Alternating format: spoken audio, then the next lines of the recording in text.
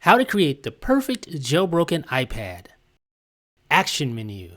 ActionMenu is a jailbreak tweak that allows you to do all sorts of cool things, but my favorite feature of this jailbreak tweak is the pasteboard history option. This allows you to go back and access all your pasteboard history, and you can easily paste things in, delete your history, clear your history, etc. It's an awesome feature. BeKeyboard. If you ever use a Bluetooth keyboard with your iPad, then you probably notice that there's not much functionality you can do with that keyboard as far as custom functions for the iPad are concerned.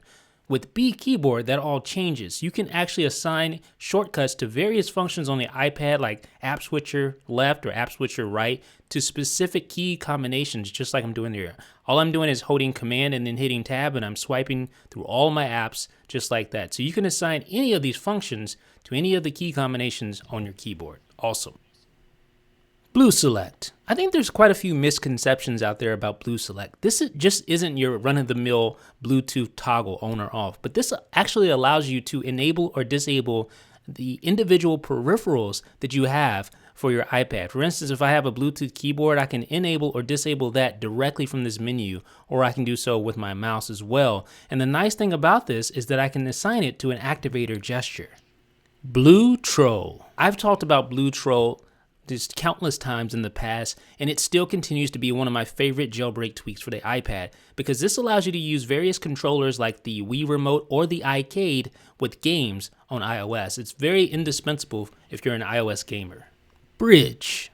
Although it continues to prove otherwise, a lot of people still consider the iPad to be a primarily content consumption device. But with that in mind, it's interesting that you can't actually import music directly into the music app without syncing to iTunes. You still need iTunes to get your favorite music into your iPad.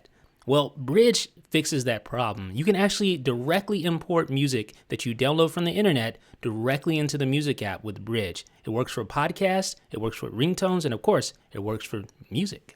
Emblem. Aesthetically speaking, I think Emblem is probably one of the best looking jailbreak tweaks ever for the iPad.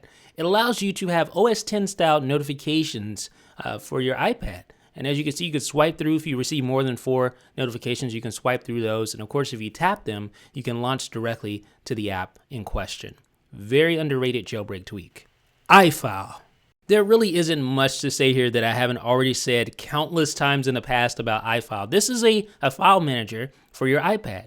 It allows you basically to have Finder functionality like you do on OS X directly on your iPad. So you can copy, you can paste apps, you can create new folders, create new apps, you can unzip and zip files, you can edit files, you can install files. Pretty much anything you could do on a normal desktop computer you can do with iFile. Melton Center. I have always hated the way Notification Center looks on the iPad. It's just that little window that comes down in the middle of the screen. It doesn't really make sense. It doesn't take up the full screen. Well, Melton Center implements an OS X inspired Notification Center right there on your iPad, and it looks wonderful, ladies and gentlemen. You need this. NC Settings. While we're in Notification Center, why not check out NC Settings? Now, again, this was on my favorite iPhone jailbreak tweaks, and likewise, it is one of my favorite iPad jailbreak tweaks because it allows you to access quick toggles right there from Notification Center. So if you want to turn off your Wi-Fi, your personal hotspot, your Bluetooth connection, you can even disable and enable LTE if you have LTE connectivity on your iPad. You can, of course, respring. You can turn on location services. There's so much you can do right there from the convenience of Notification Center. I don't think there's any question about it. You absolutely need NC Settings if you're jailbroken.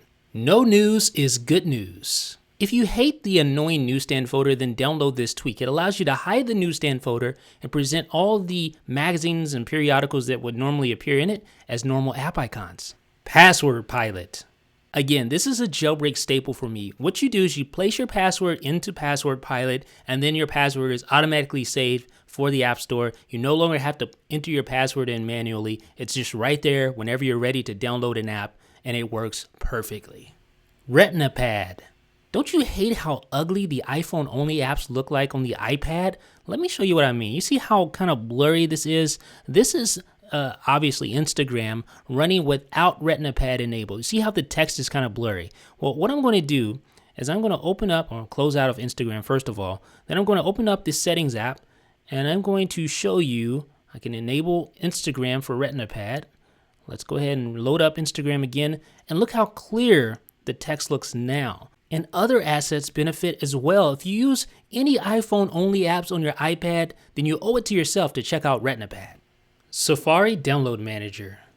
If you're at all interested in liberating your iPad, then I am telling you folks, you absolutely must try Safari Download Manager. It's a must-have jailbreak tweak because this allows you to download any type of file directly onto your iPad. And you can open that file, of course, in any other app, or you can open it in an iFile more specifically, which allows you to really manage that file and really get the most bang for your buck out of Safari Download Manager.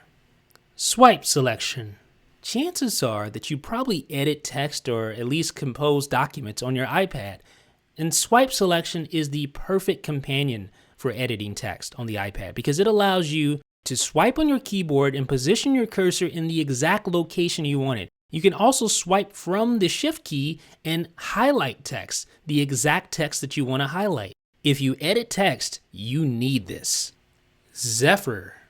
This tweak takes the iPad multitasking gestures and really supercharges it. You can do one finger swipes to switch apps. You can swipe up from the bottom of your screen to open up your app switcher. You can close apps using that method. And various other advanced features are found in Zephyr's settings. I would never use a jailbroken iPad without Zephyr. So folks, that's how I would create the perfect jailbroken iPad. What about you? What do you think? Do you agree? Let me know what you guys think in the comment section below. This is Jeff with iDownload Blog.